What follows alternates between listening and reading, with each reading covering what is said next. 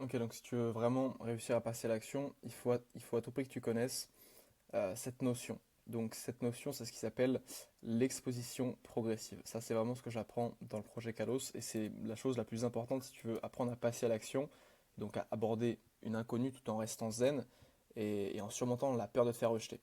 Souvent, ça, c'est quelque chose dont la plupart des mecs ignorent et donc ils vont tout simplement passer à l'action et bah, ils vont se rendre compte que soit il n'y a pas de résultat, soit qu'ils sont encore plus stressés qu'avant ou ouais, en fait, ils vont tout simplement se rendre compte, merde, putain, je passe à l'action, mais j'ai pas de résultat.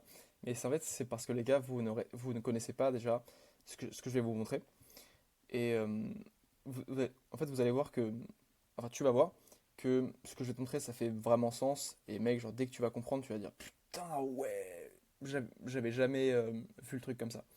Ce qu'il faut savoir, c'est que socialement, tu as trois cercles. Le premier cercle, c'est ce qui s'appelle la zone de confort. Ça, potentiellement, je pense que tu connais. Zone de malaise, ça c'est le cercle. Ah non, je vais faire l'inverse parce que du coup, la zone de confort c'est plus la zone verte et la zone jaune comme ça c'est plus la zone de malaise. Et ensuite, la zone rouge c'est ce qui s'appelle la zone de panique. Maintenant, ce qui se passe, c'est que généralement, quand la plupart des gars passent à l'action, ils restent soit dans leur zone de confort, donc ils progressent pas, ou alors ils vont directement dans la zone de panique, et là, ça réveille des traumas, ça réveille des blessures. En fait, tu te rends compte que bah, t'as plus envie de repasser à l'action. Et donc, c'est pour ça que la plupart des gars juste restent dans la zone de confort, parce que ils ont peur, en fait. Ils ont peur du rejet, ils ont peur de passer pour un mec bizarre s'ils vont aborder une inconnue. Or, justement, moi, ce que je vais t'apprendre dans cette vidéo, c'est que l'endroit où il faut travailler et l'endroit où justement tu seras le plus zen et tu seras le plus serein pour passer à l'action, et du coup, par conséquent, où tu pourras le plus te développer et développer une putain d'aisance sociale avec les femmes, c'est quand tu travailles dans ta zone de malaise. Donc la zone de malaise, si on voit ça en termes d'anxiété, c'est ce qui se passe entre 5 et 7 sur 10 en termes de stress, tu vois. Donc si on va d'une échelle de 0 à 10, c'est ça qui se passe en termes d'anxiété. Dans ta zone de panique, ce qui se passe, c'est que tu as un stress entre 8 et 10 sur 10. Donc là, on est vraiment sur des choses qui te font pipi dessus, tu vois. Pour lesquelles vraiment c'est chaud. Et la zone de confort, bah, c'est pas les choses qui t'ont vraiment stressé, donc c'est des choses entre 2 et 4 sur 10, tu vois. Mais en vrai, là, la zone de confort, on s'en branle un peu parce que on va pas forcément s'en servir. Le but, ça va être toi que tu regardes cette vidéo et que tu identifies du coup deux situations qui se trouvent dans tes trois zones.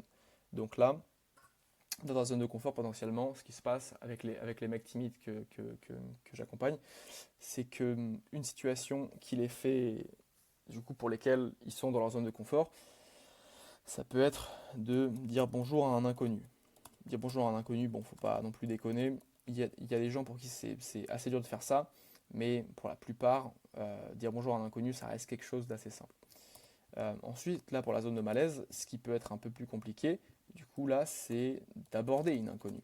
D'aborder une inconnue et de lui dire bah, potentiellement qu'elle te plaît, ou alors. Et les gars, je précise, moi, quand j'aborde, donc ça, c'est mon approche, j'y vais jamais directement. Je vais jamais directement dire ouais, salut, je te trouve jolie, je t'ai vu là depuis je sais pas quoi, mais est-ce que t'as Snap? Déjà, les gars, Snap, c'est pour les amis de Morito qui veulent envoyer leur beat à des meufs. Donc vraiment, mec, si t'as Snap, dégage-le parce que c'est vraiment un truc de bolos. Euh, et aussi, quand tu vas voir une meuf directement pour dire ouais, je t'ai vu là-bas, je te trouve jolie, tu n'as aucun tact.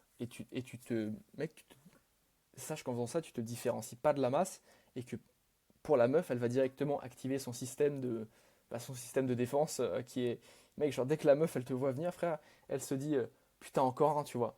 Et justement, moi, mon approche et celle que je t'apprends dans le projet Kalos, c'est vraiment le badinage.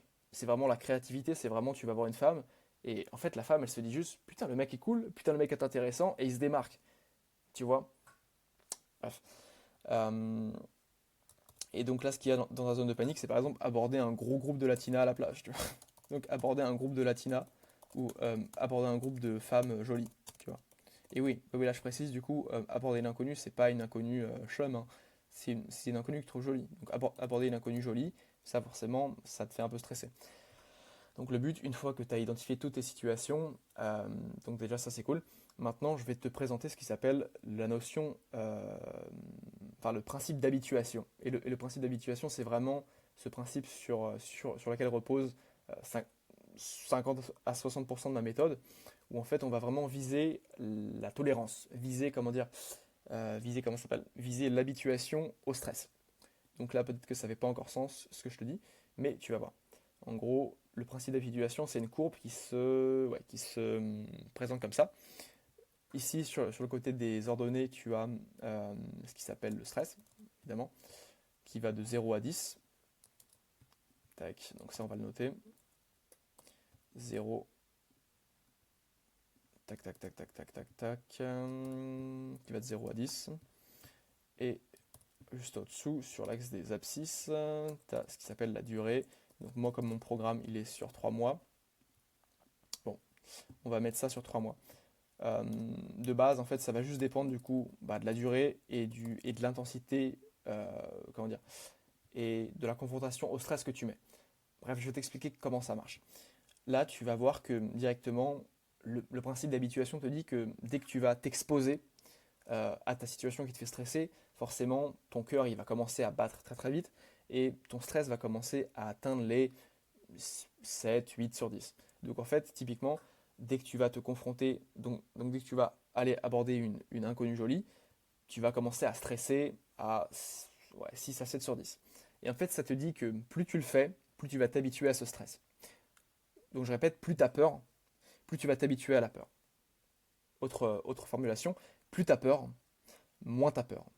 Et en fait, ça va dépendre de la durée et de l'intensité à laquelle tu te confrontes au stress. Donc en gros, là, comment ça fait? Là, tu as ta première exposition.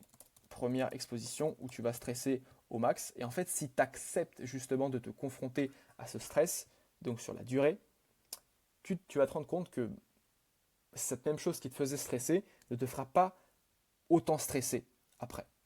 Tu vas connaître ce qui s'appelle le principe d'habituation. Donc peut-être ta 10e exposition, et tu vas juste développer une sorte de tolérance au stress.